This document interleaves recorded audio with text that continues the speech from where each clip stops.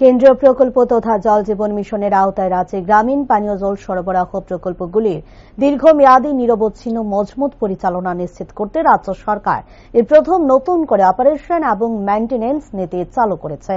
রাজ্য সরকারের নীতির লক্ষ্য হল প্রতিটি গ্রাম পঞ্চায়েতের এবং এডিসি ভিলেজের গ্রাম পাহাড়ের তথা গ্রামীণ পরিবারের নিরাপদ ও মানসম্মত পানীয় জল সরবরাহ অব্যাহত রাখা।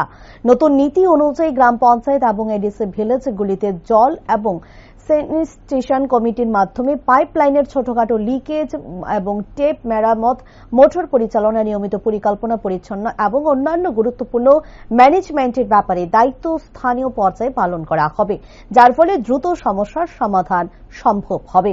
প্রকল্পগুলির দীর্ঘমেয়াদী রক্ষণাবেক্ষণ নিশ্চিত করতে সরকার নির্ধারিত নিয়ম অনুযায়ী জল ব্যবহারকারী বদলানো আদায় করা হবে। এই নতুন অপারেশন এবং মেইনটেনেন্স প্রকল্প বাস্তবায়নের মাধ্যমে জন অংশগ্রহণ বৃদ্ধি, দ্রুত পরিষেবা, স্বাচ্ছন্দ্য এবং জবাবদিহিতা এবং গ্রামীণ পানীয় জল সরবরাহ ব্যবস্থার দীর্ঘমেয়াদী স্থায়ী আরও সুদৃঢ় হবে বলে জানান সাবরুম DWS সাব ডিভিশন দায়িত্বপ্রাপ্ত আধিকারিক দেবব্রত ত্রিপুরা।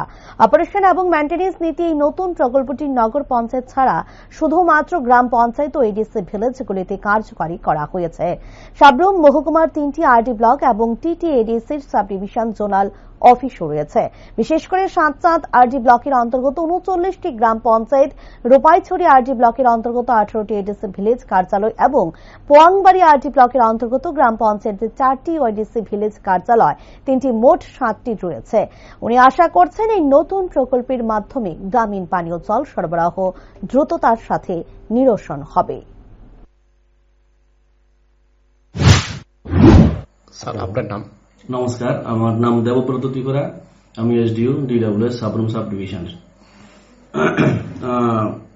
আপনারা হয়তোবা অনেকে জেনে গেছেন যে গ্রামীণ পানীয় জল সরবরাহ ব্যবস্থার সুষ্ঠু পরিচালনা ও রক্ষণাবেক্ষণের জন্য সরকার ইতিমধ্যে একটি অপারেশন মেইনটেনেন্স পলিসি প্রকাশ করেছে।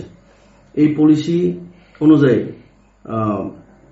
জল সরবরাহ ব্যবস্থার পরিচালনা, রক্ষণাবেক্ষণ এবং বিভিন্ন স্তরের প্রতিষ্ঠানের ভূমিকা, GPBCর দায়িত্ব, BWS এর কার্যাবলী, user charge, water quality monitoring এবং কমিউনিটি পার্টিসিপেশন সবকিছু বিস্তারিতভাবে উল্লেখ করা হয়েছে। মানে সংক্ষেপে যদি বলতে চাই, গ্রামীণ স্তরে যতগুলি ছোটখাটো মেইনটেনেন্সগুলি পঞ্চায়েত বা BC-গুলি তারা নিজেরাই ঠিকঠাক করবে, মেজর কাজগুলি ডিপার্টমেন্ট দেখবে এখন থেকে এই অপারেশন মেইনটেনেন্স গাইডলাইন অনুযায়ী। আগে তো আপনারাই দেখতে ডিপার্টমেন্ট থেকে? আগে ডিপার্টমেন্ট দেখতো, এগুলি আমরাই দেখতাম। এখন থেকে ছোটখাটো সব ধরনের মেইনটেনেন্স পঞ্চায়েত নিজে দেখবে।